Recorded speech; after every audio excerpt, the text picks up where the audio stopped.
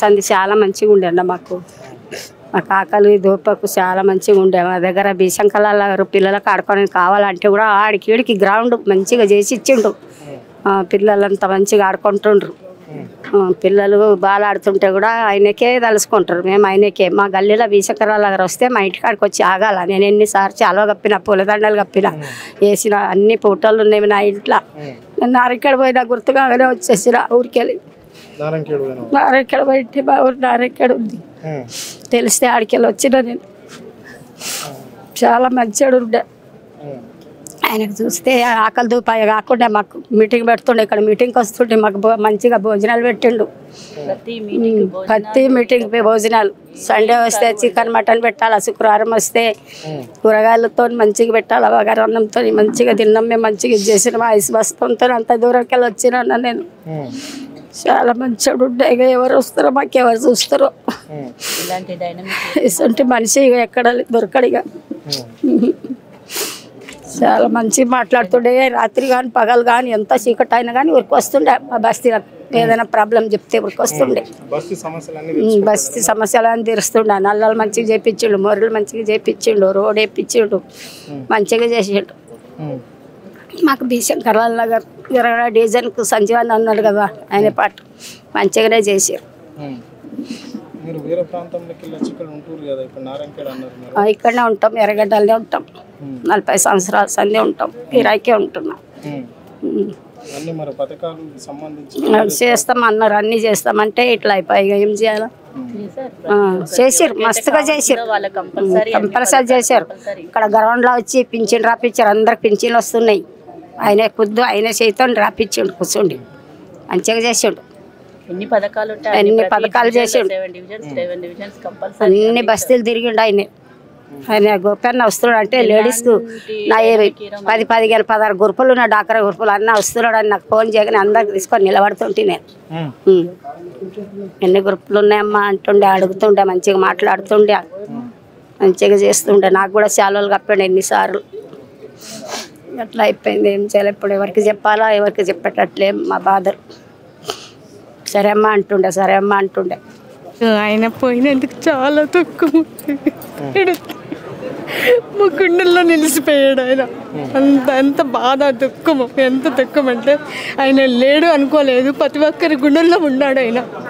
అంత మంచి మనసు ఉన్నందుకు మాకు అండ తప్పిపోయినందుకు చాలా బాధగా ఉంది, చాలా దుఃఖం వస్తుందండి. ఆయన తలుసుకుంటేనే ఆయన చూసినా తనువు తీరినంత అంత ఇదైనా ఆయన మమ్మల్ని వదిలేసిపోయినందుకు చాలా బాధగా ఉందండి. మర్చిపోలేకపోతున్నాం మేము. మాకు మాత్రం చాలా బాధాకరంగా ఉంది. మా అన్న అంటే అన్న అని పిలిస్తే మాకు ఇట్లా ఎదురు చూపుతో మేము అన్న అని పిలవంగానే ఇలా ప్రత్యక్షమయ్యేవారు. కానీ అన్న పోవడం మాత్రం మాకు చాలా బాధాకరమైన విషయం అండి. యూసఫ్గూడ అంటే మహిళలది. మహిళలు అంటే యూసఫ్గూడ నుంచి బయలుదేరుతారనేసి ఎంత ఎదురు చూసేవారో అన్నని. కానీ అన్న ఇలా చనిపోవడం అన్నది మేము అసలు దిగమింగుకోవడం లేదండి. అసలు చాలా బాధాకరమైన విషయం. అసలు మేము 4 డేస్ నుంచి మేము హాస్పిటల్కి కూడా వెళ్తున్నాము, అప్ అండ్ డౌన్ చేస్తున్నాము. మార్నింగ్ మాకు ఈ వార్త తెలవంగానే మాత్రం చాలా బాధాకరమైన విషయం అండి. లేదండి, యాక్చువల్లీ అస్సలు లేదు, మాకు తెలియదు. ఇంకా ఈ మధ్యలో కొంచెం అయింది కదండి, దాంట్లో వెళ్ళి డిప్రెషన్ అయిందని పబ్లిక్ అంతా అనుకుంటున్నాము. మెయిన్ అలా కూడా ఉండొచ్చు రీజన్. కానీ చాలా అస్సలు చాలా అందించారండి. మహిళా దినోత్సవం అని కానీ, బతుకమ్మలని, ప్రతి అన్నాన్ని పిలిస్తే మాత్రం అన్న ప్రత్యక్షం అయ్యేవారండి. మాకు మా ఇంటి తోబుట్టు కన్నా ఎక్కువ చూసేవారు మాకు అన్న. అస్సలు చెప్తున్నాం కదండి, అసలు మాకు ఇప్పుడు అన్న లేడంటే మాకు యూసఫ్గూడ జూబ్లీ కాన్ఫరెన్స్లో మాగంటి గోపి అన్న అంటే ప్రతి ఇంటి వంట నుంచి ప్రతి ఇంట్లో నుంచి కంపల్సరీ మాగంటి గోపి వచ్చేవారు అంతే. ప్రతి వాళ్ళకి ఏ బాధ అయినా ఏది ఇలాంటి హెల్ప్ కావాలంటే కంపల్సరీ అన్న ప్రతి నోట్లో అన్న. మేము మార్నింగ్ కూడా మేము బయలుదేరుతుంటాం మాత్రం ప్రతి ఇంట్లో నుంచి మీరు వెళ్తున్నారా మేడం, మేము వెళ్తున్నారా మేడం. నేను యూసఫ్గూడ నుంచి వైస్ ప్రెసిడెంట్ అండి. నేను ప్రతి ఇది దళిత బంధు ఏదని చెప్పలేము. మాగంటే అన్న లేరంటే అసలు లేదు, మాకు లేదండి. మార్నింగ్ నుంచి 3 డేస్ నుంచి మేము ఇలానే సఫర్ అవుతున్నాం. చాలా బాగుండేవారు ఎమ్మెల్యే వాళ్ళతో. అన్న ఉంటే మాకు చాలా గుండె ధైర్యం ఉండేది. చాలా వరకు అయితే అన్న టెన్షన్ పెట్టుకునేది బోరబండాల గురించి. బోరబండ హసరుద్దీన్ ఉన్నాడు కదా, ఆయన చనిపోయాడు. ఆ అబ్బాయి సర్దార్ చనిపోయినాక ఇంకా టార్చర్ ఎక్కువైపోయింది అన్నకి చాలా వరకు. బాబా సాయిజ్ ఆయనతో పెద్ద టార్చర్ అయిపోయింది చాలా వరకు. టార్చర్ ఘోరమైన టార్చర్ పెట్టాడు, అడ్డమైన కేసులు పెట్టాడు. దానివల్ల టెన్షన్ పెట్టుకొని అన్న చనిపోయాడు. హార్ట్ అటాక్ అదే మెయిన్ వాళ్ళు చెప్పిన దానికి అట్లా.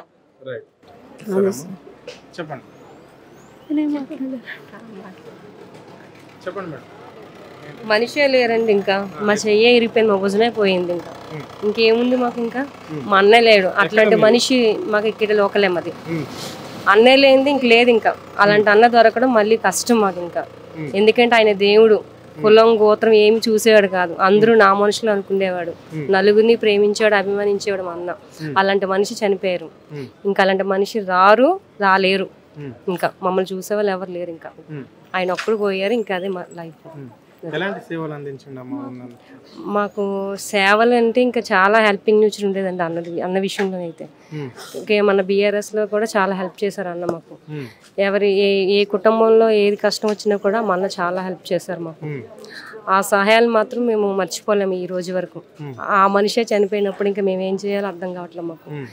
మళ్ళీ ఆయన స్థానంలో ఇంకో మనిషి రావాలన్నా రాలేరు, చేయలేరు ఆయనలాగా. ఆయన ప్రేమించినట్టు జనాలు ప్రేమించలేరు. అది మాకంతా సారే సార్. మాకంతా మా ఫ్యామిలీ మెంబర్ అనమాట. ఆయన ఫ్యామిలీ మెంబర్గా మేము ఉండేవాళ్ళం. మా పిల్లల్ని చదివించింది కూడా సార్, మేము చాలా పేదవాళ్ళం సార్. మా పిల్లల్ని చదివించి నేనున్నానమ్మా, తెలంగాణను ఆంధ్ర సపరేట్ అయింది కదా సార్, మేము ఉండాలనుకోకపోతే సార్ పిలిచి నేనున్నానమ్మా చూసుకుంటానని చెప్పి మా పిల్లల్ని చదివించి ఇప్పుడు వృద్ధిలోకి తీసుకొచ్చా సార్. 2 పిల్లలు ఇంజనీర్లు అయిపోయినాయి, జాబులు చేస్తున్నారు. ఈ పాప సిబిఐటీలో చదువుతుంది సార్. మా పేరు ప్రసన్న సార్. యూసుఫ్గూడ డివిజన్.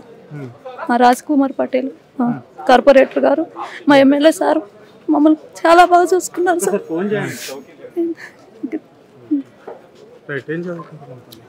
నాది ఇప్పుడు బీటెక్ ఫైనల్ ఇయర్ అయిపోయింది సిబిఐ సార్. మేము స్కూల్లో ఉన్నప్పటి నుంచి సార్ హెల్ప్ చేసి ఇక్కడ ఫైనల్ ఇయర్ అయిపోయింది. జాబ్ వస్తే సార్ని కలుస్తామని వెయిట్ చేసాం. గ్యాప్లో సార్కి హెల్త్ బాగాలేదంటే ఆగామన్నమాట. మేము కలవడానికి వెళ్తుండే, ఇంకా సార్కి బాగాలేదని ఆగాము. సార్ మా ఇంటికి కూడా వస్తానన్నారు. నేనే కదమ్మా పిల్లల్ని చదివించింది, ఇంటికి వస్తాను. డబుల్ బెడ్రూమ్ ఇల్లు కూడా వచ్చింది. సో మేము వస్తామంటే సార్ కోసం ఆ ఇల్లు బాగా చేపించి భోజనాలు పెడతామని మొత్తం రెడీ చేస్తూ ఉన్నాం. ఇంతలోపు సార్కి హెల్త్ బాగోదు, ఇట్లా అవుతుందని ఎక్స్పెక్ట్ చేయలేదు.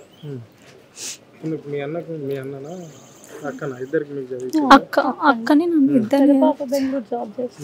ఇద్దరిని చదివించారు. సార్ చాలా ప్రౌడ్గా చెప్పుకుంటారు నా గురించి. నేను చదివించిన అమ్మాయి ఇంత స్టేజ్కి వచ్చింది, మంచి కాలేజ్లో చదువుతుంది, ఇంత సిబిఐటీలో చదువుతుంది అని చెప్పి సార్ చాలా ప్రౌడ్గా చెప్పుకుంటారు నా గురించి.